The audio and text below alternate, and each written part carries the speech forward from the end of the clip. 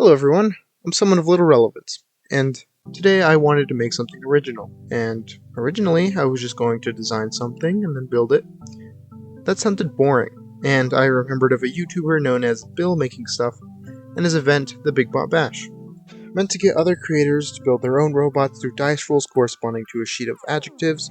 I thought this would be not only a more interesting video, but also a good test of my lackluster creativity. And thinking about it now, I'm pretty sure that video was released quite a bit ago. Maybe a month and a half? Let me check. Let's see here. Oh. It's only a tiny bit late. We're fine. After a little bit of rolling, I am left with a pointy-headed, armored robot with too many legs, cannons for arms, and the flavoring of a bangarang. A term that, while designing my robot, I didn't know was different from a boomerang. Thus, I'm going to say it was always boomerang and move on. This won't matter in the slightest later. Time to start designing. I'll go through a fair variety of ideas, including a spider-like boomerang with cannons on its end and a hook for a head. But it wasn't armored. So, starting with the concept of armored first, I'll design a knight with cannon for arms that shoots out boomerangs, and once again add arachnid-like legs. And while I did like the design, I made a few sketches of it actually, it kind of deviated from the whole robotic aspect of the Big Bat Bosh. You know what, I'm leaving that in. So I redrew it to be a bit more robotic, keeping a kind of armored body but changing the face. However, I felt this didn't really have the attribute of boomerang, so I scrapped it. So going back to using the boomerang as the main body, I'll design this thing. I don't know, kind of feels like a transformer, if it were to mimic a boomerang, I guess. But I wasn't really sure how to implement cannons into it. This next one was also a boomerang body, but I wanted this one to look like a centipede-ish kind of thing. But again, this drifted away from armored aspect, and I also just didn't know how to implement cannons into it. So I took a totally not month-long break. During said break, I learned about the true meaning of bangarang, a West Indian English noun, meaning an uproar or disturbance. And honestly feeling like a bit of a dumbass, I decided to just do kind of whatever I wanted. This project has been in the works for a while anyways. So, clearly having a favorite, I decided to revisit the second idea, but feeling like a bit of a bad artist for making small, shitty sketches, I decided to take my time and make a bigger, better sketch of this design. Building off of the smaller sketch to the side, I'll split the face in half, have one big menacing eye and one small eye, which a friend of mine pointed out looked very reminiscent of the Bedman from Guilty Gear, which, wow, I love this thing's design. I'll switch the little spikes coming out of his head to be more crystal-like, and I gave him a big-ass cannon arm, because why not?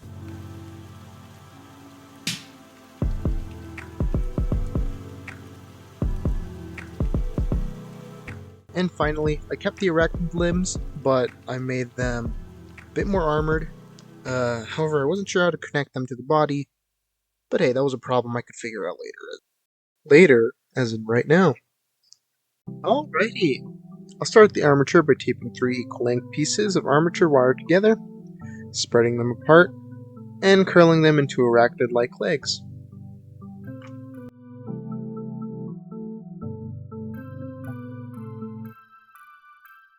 Then wrap a thicker wire around the leg base, and failing that, use more tape and, for some reason, don't see this going poorly later on.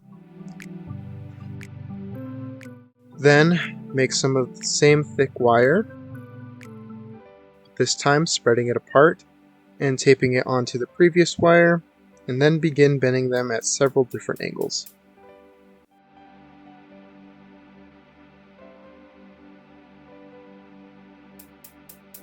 Once I've figured out the position of the arms, I can start adding layers of aluminum foil.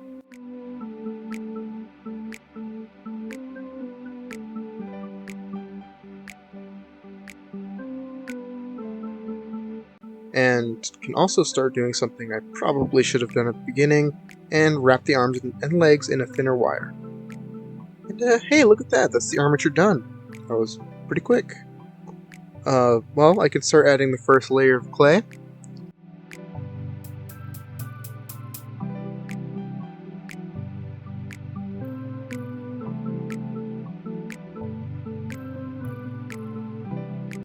And, disregarding that, I continue to sculpt before remembering this robot is supposed to be battle scarred, and start taking out chunks of clay.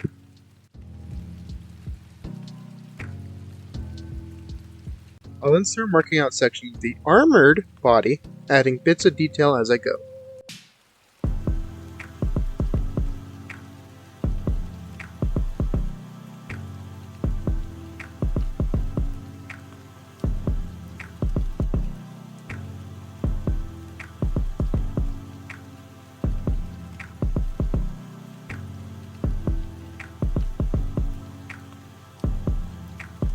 After a bit of smoothing and adding a nipple, I'll switch my attention over to the legs in hopes that it would evenly distribute weight and I would not have the figure continually topple over every time I take my hands off of it. Not that it was doing that, but hey. I'll then flatten out some more clay and cut them into strips. These will go onto the upper parts of the legs, giving them a bit of an armored look to them. And then I'll gash out a chunk from the lower legs for, I don't know, extra flair, I guess? I'll then repeat the same steps on the other 5 legs, and with that, they are done and there's totally no evidence of a poorly thought out armature. Between the previous part and the next, about a cutting mat. Figured I say this. Anyways, back to the robot. I baked it, and I'm going to sand it. And I'll also carve out a few more battle scars.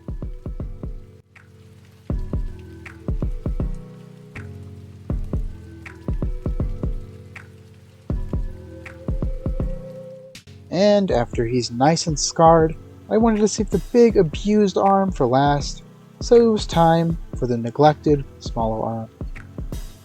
Following similar steps to the legs, I'll also wrap it in a tube of clay and use the same method to add an armored shoulder pad, which I will design a bit differently than how I did the legs before. But before that, I'll switch my small attention span over to the lower arm, adding clay to the totally average sized cannon, as well as some clay to the middle wheel connection point, which I don't know if it has an official name in robotics. To add some detail, I'll use a detached tip of mechanical pencil, which, hey, actually did some surprisingly good looking rims, I'm not gonna lie. And back with my regular sculpting tools, and this shitty camera angle, I'll sculpt on some detail to the cannon and add the tip.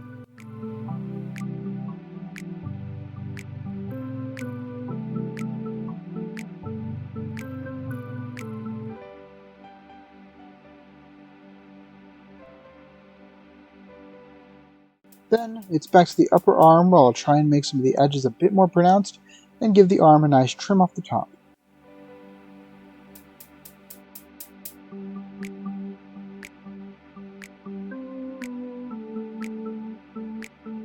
And that is the smaller arm done, it's on to Mr. Big Boy. Cut! Flat! Squeeze! Smooth! This area needs to be a bit more, angular? Not sure what the right term would be, but I'll cut some off some clay and add some more to the backside so it juts out just a bit.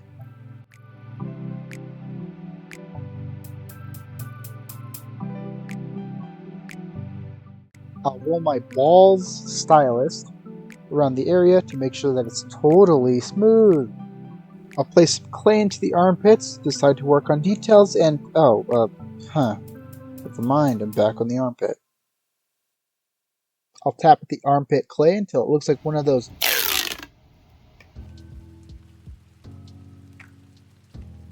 flatten some more clay that'll go into the lower big boy arm and doesn't look phallic at all. Anyways, I'll carve some space into the dick tip for, I don't know, design purposes, I suppose.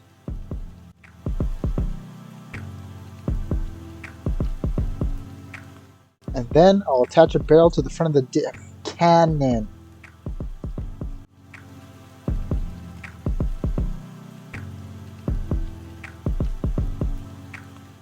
I'll then add more to the middle and under the tip.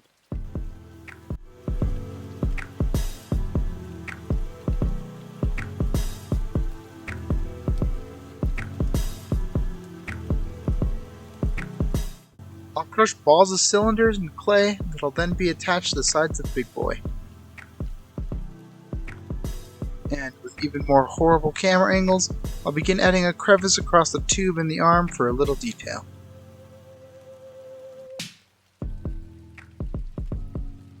I'll also abruptly add another tube, etching a crevice down its side as well. A few more lines of details across the arm, and then I'll attach a bump onto one of the tubes, connecting it to the side of the arm via a wire.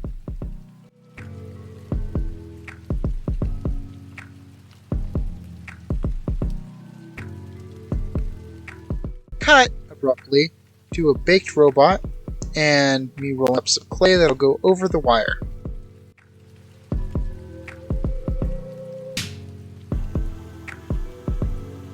With the wire done, it's time for the face.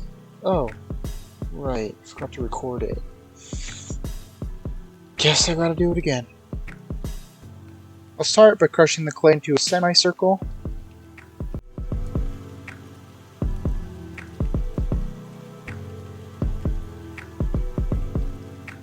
Then tearing off half his face.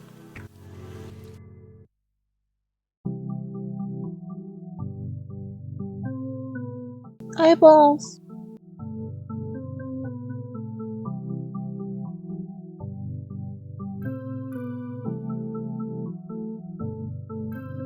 A few more lines and dots of details, and that is the face done.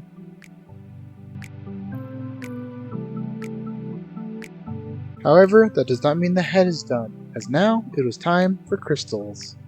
So, after measuring another chunk of clay, I can start beating it with a rock.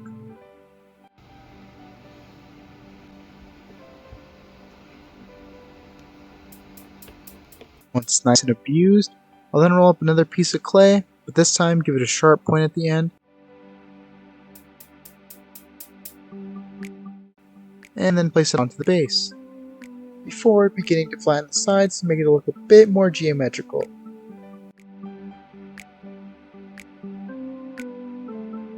Then repeat until the base is covered in crystals.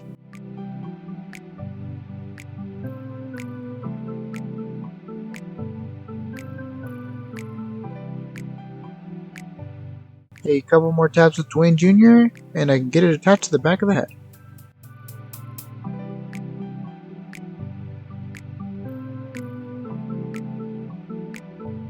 The neck needed a bit more clay before I attached the head, which I do so beautifully off camera.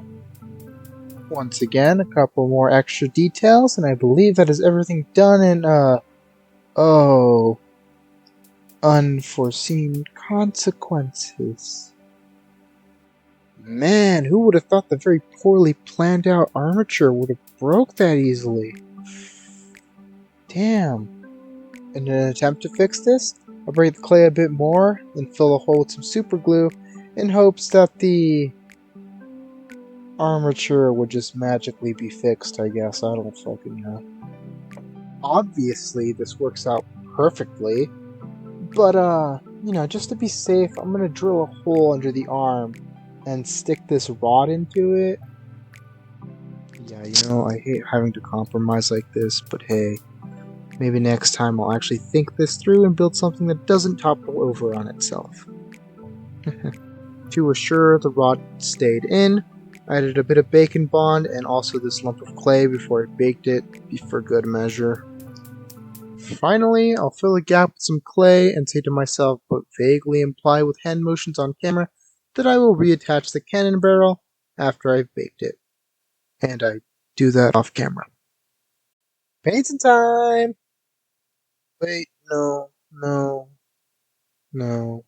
Actually, I had no idea what colors I wanted to use, so using some quick sketches I did off camera, I will color them in.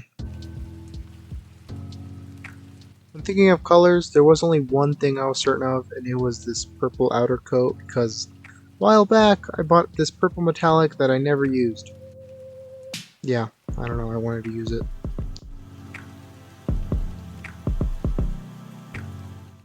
As for the rest of the stuff, when in doubt, complementary colors.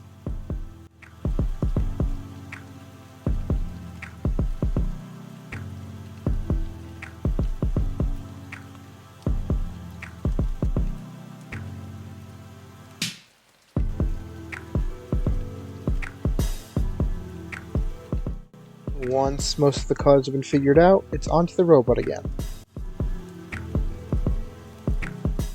And I'll start by using the aforementioned purple metallic paint on most of the body.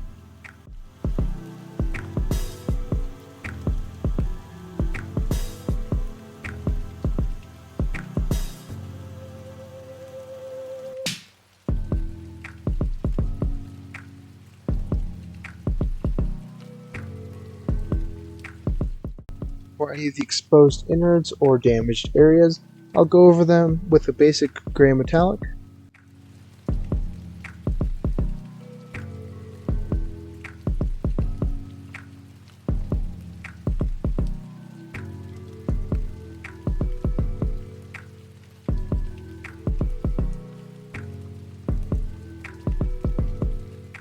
I'll cover the in a light grayish blue, and using a saturated green, I'll fill the crevices around the body.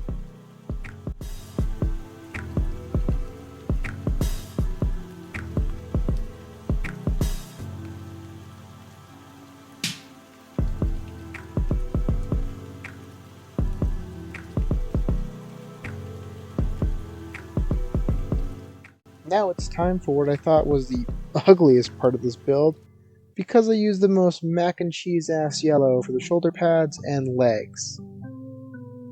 I quickly replace it for a more mustard yellow, but it's still very bad.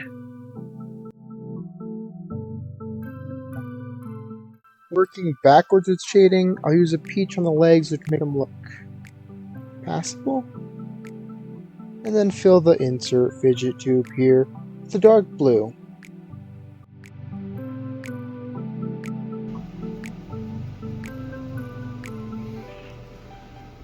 I'll paint the little arm support a black, but realize it stands out a bit much, and repaint it gray. Then this little wire tube thinger gets the same green that filled the crevices around the body.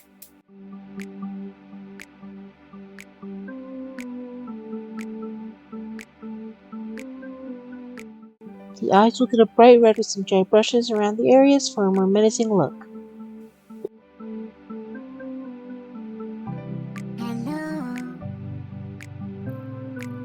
Last, but just as equally least, the crystals.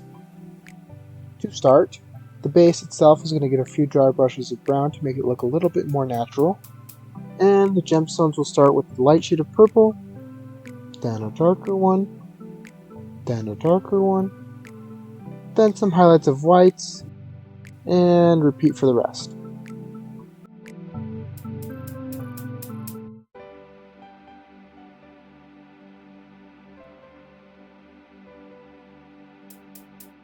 One final highlight, and I believe that is this build done. Hey there to those who made it to the end. I hope you enjoyed this incompetently made video. I'm gonna be honest, I didn't like how this video turned out. It was nothing but idiocy built atop idiocy. However, I still hope you found some enjoyment out of it, and hopefully the next video I have planned isn't going to take as long to make. So once more, thank you for stopping by, and go have a good day.